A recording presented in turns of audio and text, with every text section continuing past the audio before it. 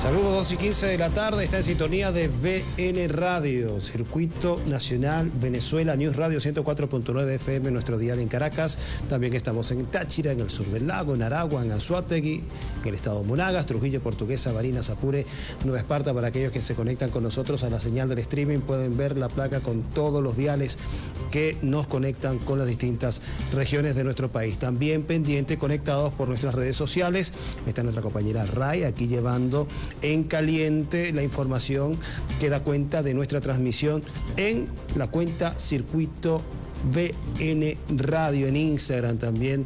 en TikTok, en todas nuestras plataformas nos puede seguir, así que pendiente estamos con En Contexto Radio con este servidor Carlos Arellán Solórzano para revisar con ustedes temas de la actualidad de interés internacional con la visión que nos proporcionan nuestros invitados y analistas en la materia. En esta oportunidad vamos a conectarnos ya en directo para aprovechar el tiempo con nuestro invitado Tadeo Castiglione, analista internacional, experto en relaciones internacionales, es colaborador con distintos medios que llevan la materia geopolítica.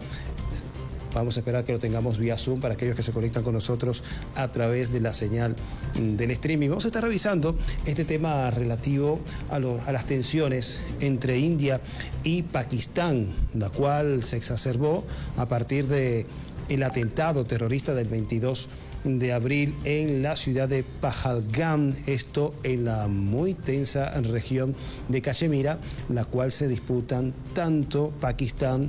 como la India, y cuya soberanía está dividida entre estos dos países, y adicionalmente hay una parte de Cachemira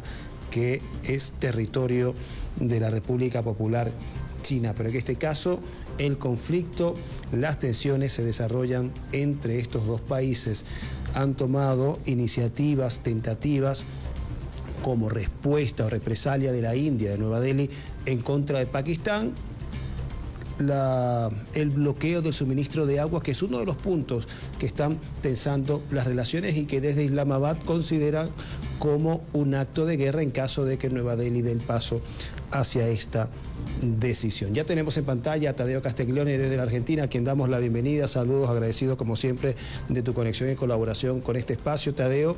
Y bueno, para colocar en contexto a la audiencia que nos sintoniza y que ha podido seguir por algunos titulares sueltos, noticias que siempre se cuelan entre el ya muy complejo tablero internacional sobre las tensiones entre India y Pakistán, y muchos se preguntarán si esta tensión es nueva, si este conflicto es reciente, o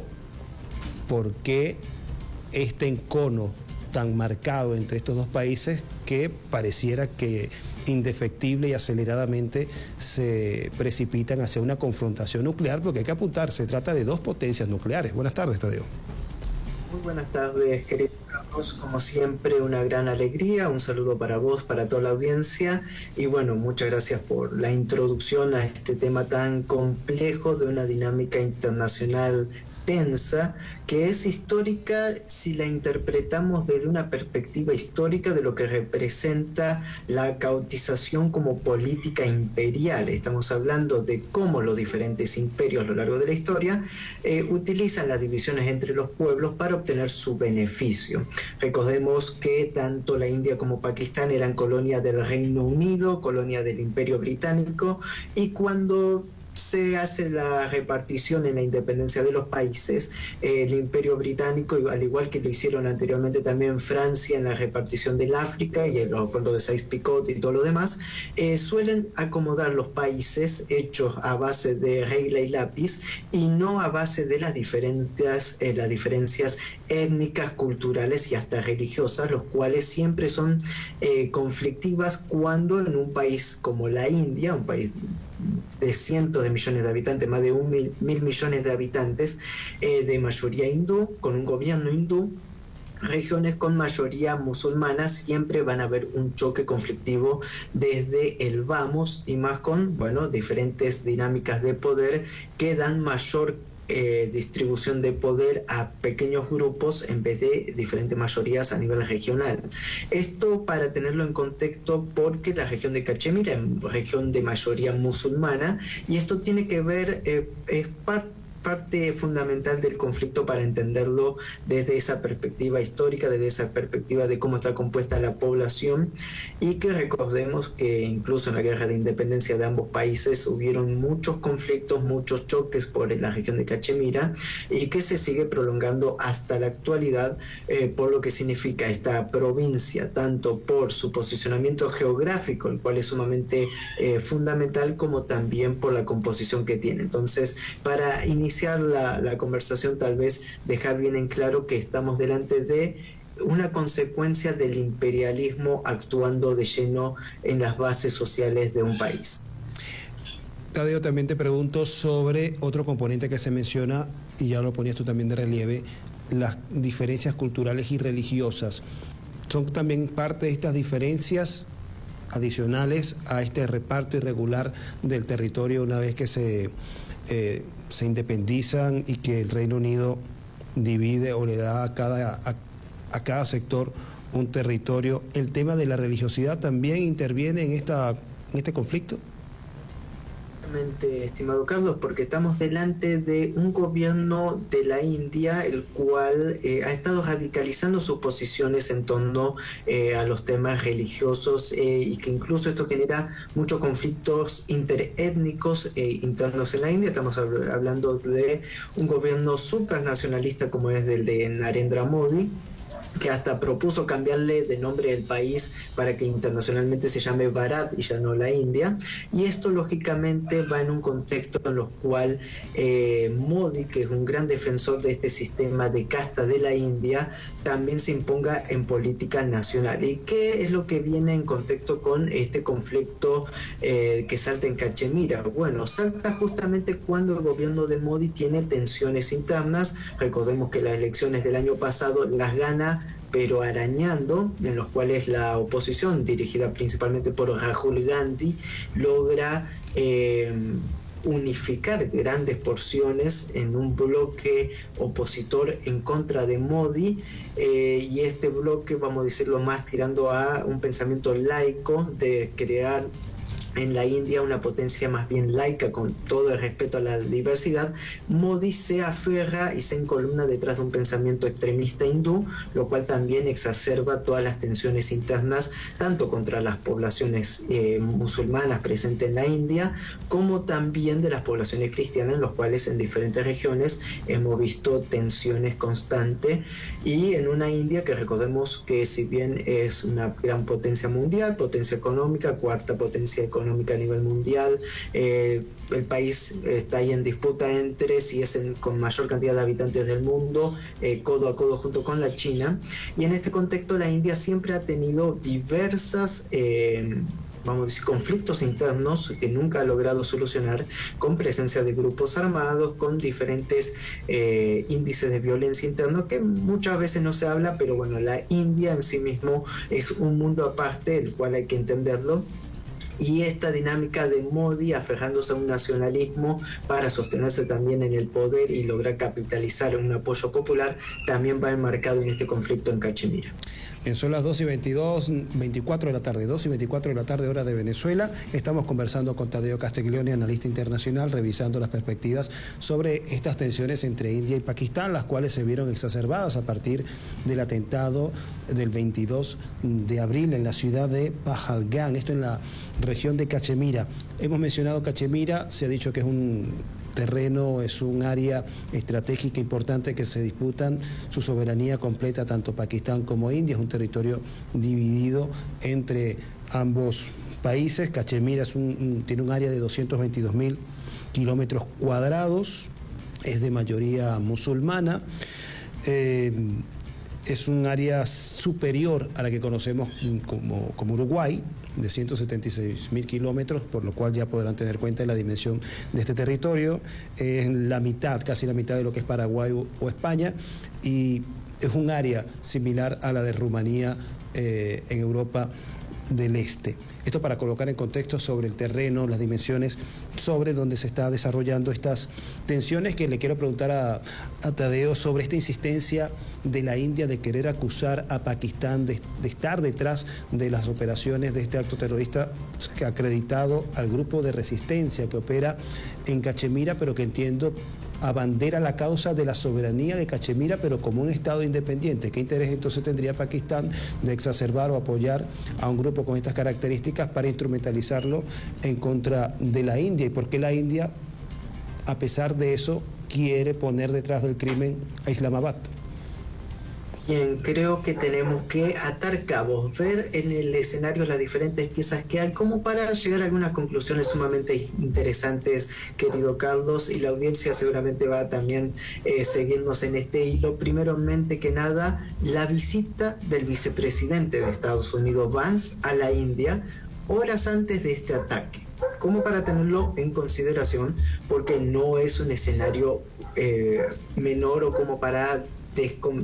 tenerlo aparte dentro del análisis en línea general. En segundo lugar, una vez perpetrado este ataque terrorista, no hay investigación de por medio, no se capturan a los autores e inmediatamente la India acusa a Pakistán de estar detrás de este ataque, como si esto ya hubiera sido programado de alguna manera. Incluso las amenazas y las medidas que toma la India inmediatamente son medidas que ya se veían venir, solo que se necesitaba una excusa necesaria para su aplicación, debido a la magnitud de las políticas inmediatas que toma la India en contra de Pakistán. Por ende, si hacemos sumatoria fácil debido a quienes se benefician de este conflicto, podemos hasta llegar a decir sin dudarlo de que estamos delante de un ataque de falsa bandera, porque la dinámica regional, incluso en Cachemira, en donde la ocupación de la India mantiene fácil 500.000 de soldados, entre 500.000 y 700.000 soldados, hablar de que fue la versión que presentó la India, de que se infiltró un grupo de Pakistán financiado por el gobierno de Pakistán, de los servicios especiales de Pakistán, para llevar a cabo este ataque, desde el vamos es irreal debido a la gran militarización que existe en esta región. Entonces creo que hay que atar esos cabos, tener en cuenta lo que hay en juego y tener en cuenta que las medidas inmediatas que toma Nueva Delhi en contra del gobierno pakistaní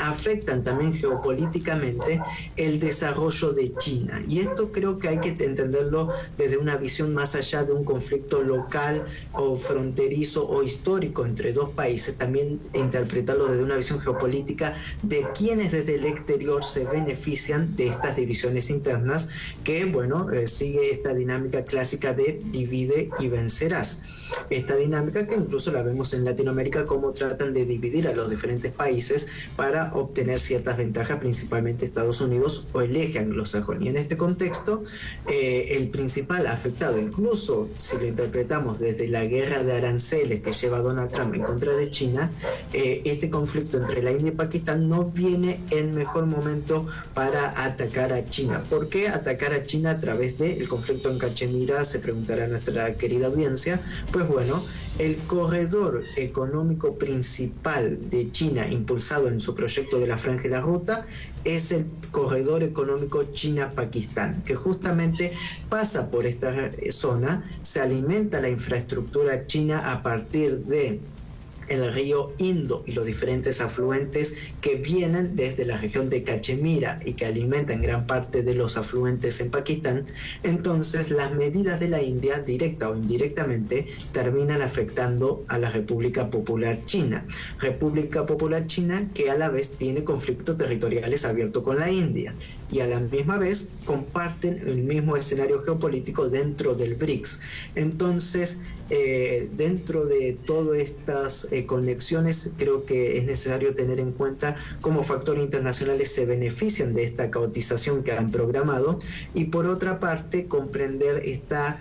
dualidad con la que se convive en la India, de jugar ciertas posiciones que hasta cierto punto parecerían contradictorias, pero que son parte también de la dinámica de la política exterior de la India, la cual es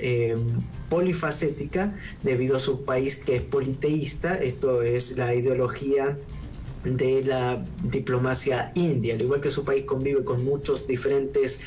dioses, también su política internacional coincide, aunque esté en contradicción, con el diferente posicionamiento de la India para obtener el mayor beneficio nacional. Entonces, en medio de todo esto, también encaja el conflicto en Cachemira, que no es menor. Bien importante lo que mencionas sobre estas características de la idiosincrasia de la India, que como mencionabas al comienzo, podía resultar un poco contradictorio para la audiencia, diciendo que, bueno, si la India forma parte del BRICS, el BRICS es un bloque de economías emergentes en la que coincide con China, al mismo tiempo parecería que se estuviese prestando para una operación que contribuya a subvertir, a contener el progreso de China, pero en una situación que compromete incluso su integridad territorial, porque estamos hablando de una potencial guerra o conflicto con un país, en este caso con potencialidades nucleares como lo es Pakistán, que ha dicho que está resuelto a defender hasta las últimas consecuencias su soberanía, su seguridad en caso de que la India lleve adelante una agresión contra ese país. El ministro de Información ha dicho que, lo dijo el martes, que en las próximas 24 o 36 horas, de acuerdo a información de inteligencia fiable, la India tendría intención de dirigir una operación militar de agresión en contra de Pakistán, ingresar al territorio pakistaní. Todavía estamos en esas horas en donde aparentemente se estaría tanteando esa posibilidad. También hay que mencionar que el gobierno de la India, el primer ministro Narendra Modi, ha dado libertad a las Fuerzas Armadas para que operen en función de para elegir los objetivos y la forma en que van a responder a una posible agresión. Está dejando en manos de los oficiales directamente en el frente la respuesta y no tener que esperar la decisión desde Nueva Delhi, desde Cachemira a Nueva Delhi, lo cual coloca un punto de tensión más en esta situación. Tú mencionabas a J.D. Vance, quien estuvo en la India el 22 de abril y justamente se desencadena esta situación que está generando tensión adicional al ya complicado panorama internacional. Te quería preguntar si tu sospecha irían también sobre lo que él mismo declaró en esa jornada, en donde en esta intención de buscar, de dividir para vencer, una vez que no han logrado hasta ahora romper el eje Beijing-Moscú a través de la tentativa de supuestamente buscar la paz en Ucrania, acercar a Rusia más a Washington y separarla de Beijing. Una vez no logrado eso, pareciera entonces que estarían sembrando una cuña entre China y la India a través de Pakistán. Y te lo pregunto recapitulando aquí con mi memoria algunas de las palabras de Banks, en donde dice que el progreso de la prosperidad de la humanidad dependerá de las asociaciones comerciales correctas y que esas asociaciones comerciales correctas tendrían que pasar por una vinculación con los Estados Unidos. Es decir, un mensaje a la India de que tenía que hacer una asociación comercial correcta con los Estados Unidos para garantizar la prosperidad, porque en caso contrario otra asociación no lo sería. Y no hay que ser muy suspicaz para decir que una asociación distinta al progreso de la humanidad, de acuerdo a la perspectiva de Washington, es asociarse con China, que es su adversario, ¿no? Totalmente de acuerdo en la perspectiva de análisis, estimado Carlos, y comprender también que la visita de Vance a la India, más allá de este posicionamiento en contra de China, iba con una clara política de Washington de firmar y avanzar en un acuerdo de libre comercio con la India, en los cuales también la India está jugando un rol totalmente importante en el reposicionamiento industrial de Estados Unidos. Esto se vio con los iPhone que salen de China para reposicionar su industria en la India para garantizar el abastecimiento a bajo precio para el mercado americano. Esto también hay que entenderlo en ese contexto porque es sumamente interesante este posicionamiento. La India, que forma parte de este grupo que se llama Quads, en los cuales es la contención en el Asia-Pacífico para contener, y bueno, ahora también Asia-Índico, para contener a China, en los cuales también participa Australia, participa Nueva Zelanda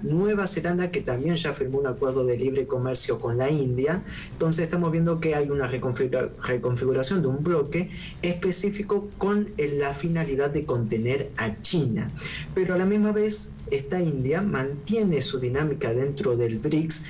favoreciéndose en gran parte con el comercio internacional que todo esto genera, y que, bueno, esto es el clásico ida y vuelta. Esta visita de Vance no fue casualidad, me parece que el ataque tampoco fue casualidad. Consultando y hablando con diferentes colegas también expertos en geopolítica, en relaciones internacionales, incluso diplomáticos de Pakistán, daban esta versión de que lógicamente la India cuenta con el visto bueno de Washington en este conflicto, que Pakistán a la misma vez cuenta su industria militar, la industria militar pakistaní depende en gran parte de su relación con China. Entonces aquí vemos también otras vertientes en medio de este conflicto. ¿A quiénes beneficia y a quiénes perjudica el conflicto? y ahí vamos a saber quién está detrás, o la mano negra, o la clásica mano que mece la cuna, como solíamos decir, es respecto a los beneficiarios de este tipo de conflicto. Yo creo que más allá de la tensión actual, tanto China como Rusia ya han advertido y han lanzado sus comunicados diciendo que se tienen que sentar a negociar, que nadie puede sacar conclusiones rápidas, la necesidad de abordar este conflicto con pensamiento crítico, con una disposición hacia la paz y no hacia el conflicto, porque ambos países, tanto Rusia como China, toman dimensión de lo que puede generar un choque entre estas dos potencias, y justamente en un momento en que los dos países,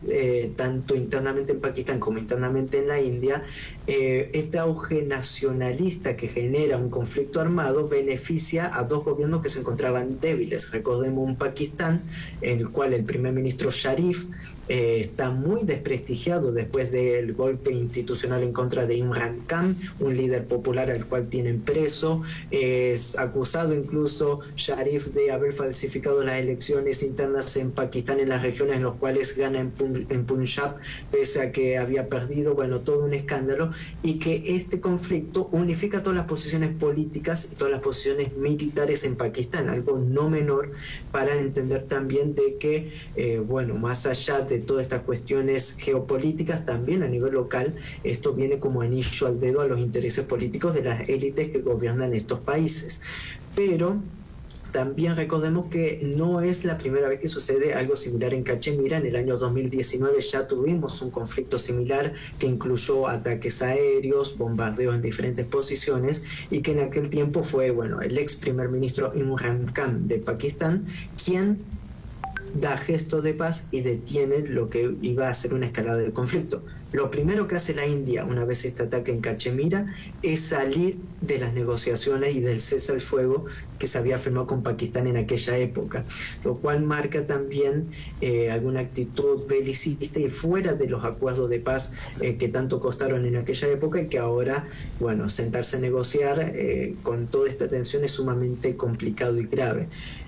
El posicionamiento de Vance, que también creo que un detalle no menor, que su esposa es originaria de la India, entonces también esa conexión de los Estados Unidos, o al menos del vicepresidente de Estados Unidos con la India, en los cuales la utilizó esta visita oficial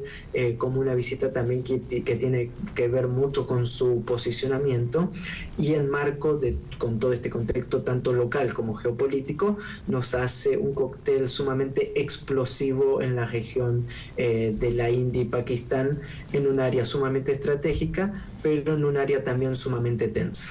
Cóctel especialmente peligroso, y no es exageración decirlo, porque se trata de dos naciones con potencialidades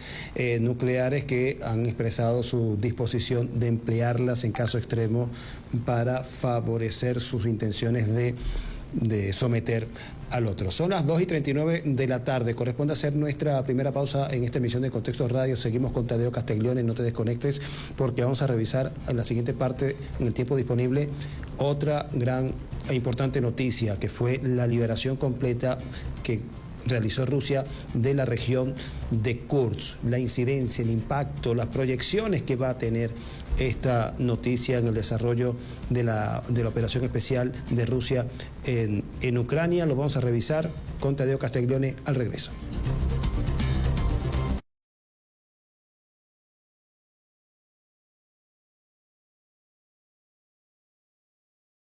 Señal de VN Radio 104.9 FM. ¿Qué pasa? ¿Qué pasa? Decía el tema, y también es la pregunta que nos hacemos también en el mundo. ¿Qué está pasando? ¿Por qué tantos conflictos? ¿Por qué tantas tensiones? ¿Por qué cuando creemos que no puede pasar más, suceden más eventos que nos colocan en tensión?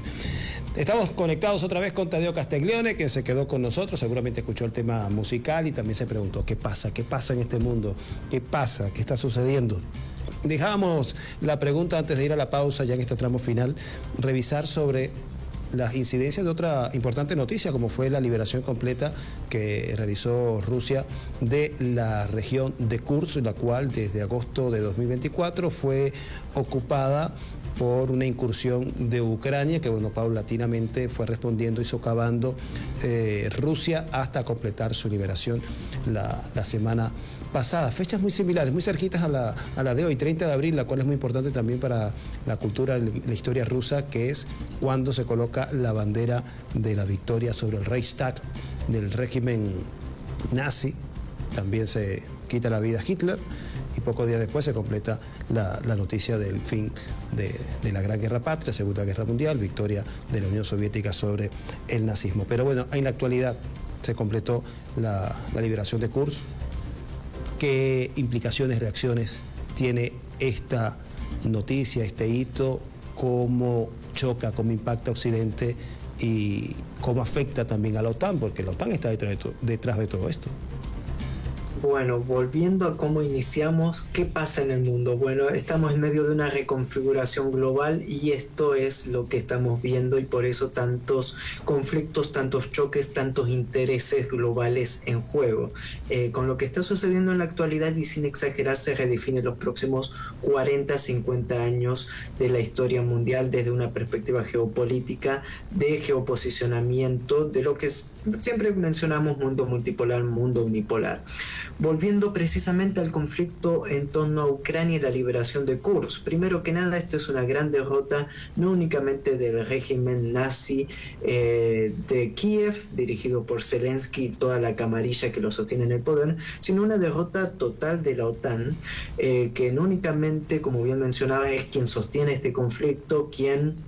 impulsó a Zelensky, recordemos la presidencia de Biden, Estados Unidos detrás, que fue la que dio los planes estratégicos para la invasión a Kursk, sino que también estamos delante de este fracaso estratégico de querer obligar a Rusia a negociar a base de chantaje, a base de extorsión, diciendo, bueno, nos das cierto territorio y nosotros te devolvemos lo que a vos te pertenece. Bueno, Rusia jamás entró en este chantaje, en esta extorsión, y decidió llevar a cabo una operación antiterrorista, una operación calculada a milimétrica para la liberación de Kursk, para afectar lo menos posible a la población civil, primero que nada para encapsular al enemigo y luego, bueno, lo que fue una campaña lenta pero segura para garantizar la liberación total de la región, la cual, más allá de la fuerza ucraniana, recordemos todos los componentes internacionales de fuerzas internacionales de mercenarios y también de efectivos en retiro o en baja de la OTAN, que también participaron en este conflicto, y que, bueno, Rusia terminó de desmascarar también la actitud terrorista del régimen de Zelensky en los ataques reiterados en contra de la población civil, el exterminio de la población civil también en Kursk, la cual hay muchos testimonios que Rusia ha estado publicando en los últimos tiempos y ahora después de la liberación lo ha vuelto a publicar, que son los testimonios de los civiles que se encontraron atrapados en el terror del que fue el dominio ucraniano en esta región. Hay muchas cuestiones para tener en consideración en lo que fueron claras violaciones a los derechos humanos, como también una violación del derecho internacional, porque dentro de las reglas de la guerra, de alguna u otra manera, nos guste o no nos guste interpretarlo de esta manera, Ucrania violó la delimitación del conflicto,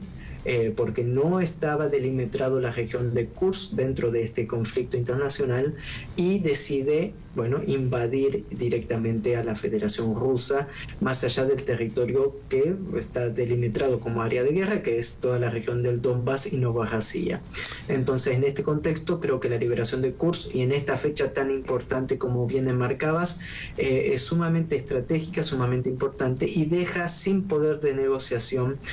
al gobierno de Zelensky, como también a la OTAN, que querían utilizar esta región como moneda de cambio. Tadeo, también quería analizar contigo otro factor decisivo, no solo la derrota de la OTAN en Kursk, la que le propina Rusia, pero es que también en esta operación de liberación estuvo involucrado otro país, estuvo involucrado otra fuerza, y que se reconoció por primera vez de manera oficial en el momento en que el general Gerasimov, me corriges el nombre, del alto mando militar, le da el parte a a Vladimir Putin, en donde felicita el heroísmo, el coraje, la valentía, la resiliencia, fueron parte de los adjetivos de las tropas de la República Popular Democrática de Corea, quedando con ello patente la confirmación oficial, como ya lo decía la primera vez, de que se reconoce la participación de estas fuerzas en la operación de liberación de Kursk. ¿Qué mensaje deja? ¿Qué lecciones esta admisión oficial y al mismo tiempo ya la operativización de un mecanismo de cooperación de defensa entre estos dos países? ¿Qué mensaje está dejando? Bueno, primero que nada, dentro de esta reconfiguración global, la unificación de posiciones de los países que han sufrido bloqueo y ataques de manera constante. La Federación Rusa se vio obligado a estrechar lazos con los países que estaban sufriendo exactamente lo mismo. Lo hemos visto con Cuba, de cómo la Federación Rusa abre la puerta del BRICS a Cuba, país bloqueado, país con tanta censura encima, con tantos ataques de la A a la Z, todos los planes se han aplicado contra ese país. Bueno, lo mismo también con la República Popular Democrática de Corea, y esto obligó y fortaleció las relaciones entre la Federación Rusa y Corea del Norte, porque son dos países fronterizos con una historia común, una historia en los cuales la misma familia de Kim Jong-un, el líder de Corea del Norte, está sumamente emparentada con la realidad de la Unión Soviética, con la realidad de Rusia, en la participación de la liberación en la guerra de Corea del año 50 al 53. Estamos hablando de dos países que mantienen una historia en común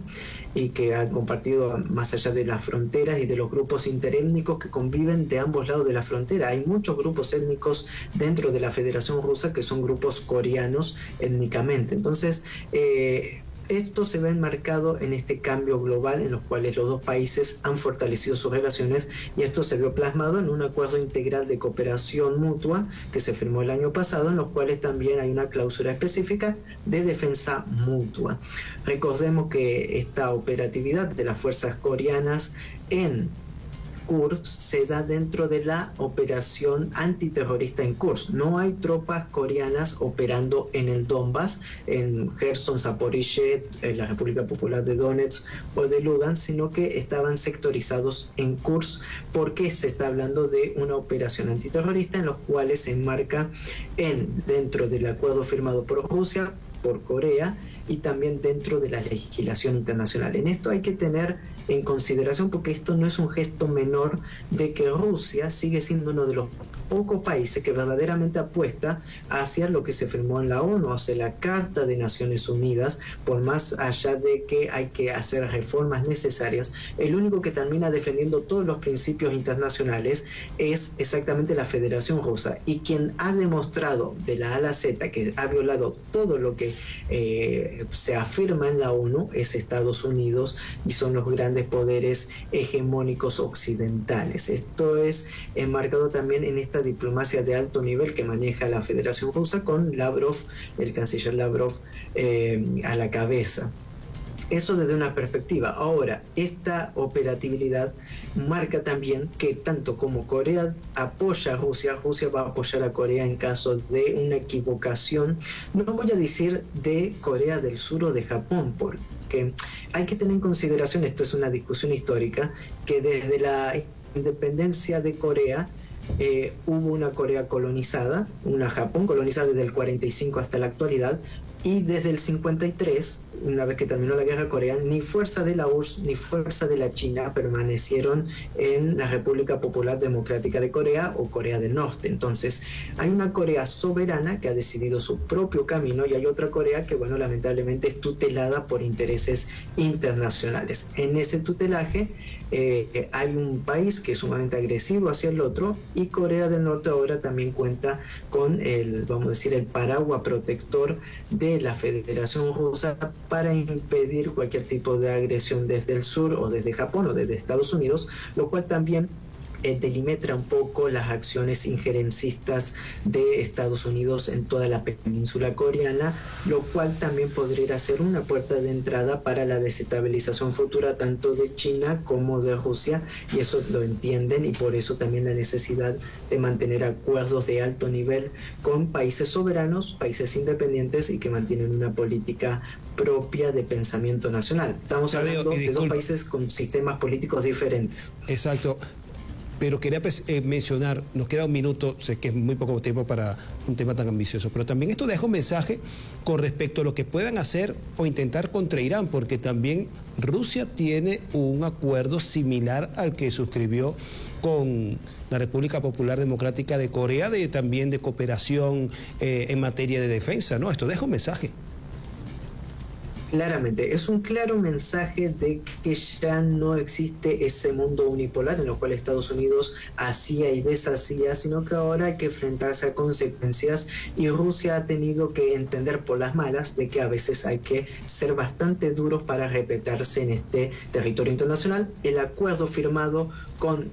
Irán se firmó 3 días antes de la asunción de Donald Trump que amenazaba y sigue amenazando con atacar Irán, y este acuerdo multinivel, que incluso lo reiteró Putin hace un par de semanas, dándole todas las garantías legales dentro de la Federación Rusa, es mucho más amplio que el de Corea. Entonces, si vemos que Corea aportó a Rusia y Rusia aporta a Corea, cuanto más aún con la República Islámica de Irán, otro país sancionado, otro país que ha sido víctima de las políticas de bloqueo y de las políticas de las medidas coercitivas unilaterales de Estados Unidos. Y esto nos deja entender que hay un nuevo mundo en desarrollo.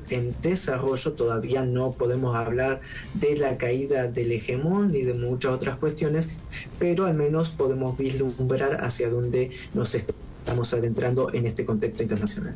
Bueno, contexto internacional que hemos repasado ampliamente y agudamente contigo, Tadeo Castiglione. 2:55 de la tarde, hora de Venezuela, una horita más, entiendo, en la Argentina. Agradecemos siempre tu amable disponibilidad y tu visión aguda, amplia, holística de los asuntos internacionales. Te lo agradezco yo, te lo agradece la producción y te lo agradece la audiencia. Como siempre, bueno, esperamos tenerte a disposición en otros temas. Esperamos que el mundo se apacigue un poco, pero bueno, lamentablemente parece que avanza en dirección contraria, o hay factores que están interesados en perturbar el mundo para hacer prevalecer sus intereses en medio del caos, como lo mencionabas al comienzo. Ya corresponde cerrar esta emisión de Contexto Radio. Este servidor Carlos Arellano Solórzano, complacido de que nos haya acompañado por la señal de la radio, también por el streaming. Agradecido con todos ustedes en Caracas, Táchira, en el sur del lago, en Aragua, en Anzoátegui, en Monagas, Trujillo, Portuguesa, Barinas, Apure y Nueva Esparta. Y también agradecido con Ricardo Miranda en los controles, quien ha llevado la operación de este espacio, y los que continúan después de este servidor. 104.9 FM, Venezuela News Radio, Circuito Nacional. Este servidor agradecido como siempre de que nos acompañe, agradecido con la amable disposición, con su amable sintonía todos los miércoles de 2 a 3 de la tarde. No digo más, me despido, nos vemos con el favor de Dios la próxima semana.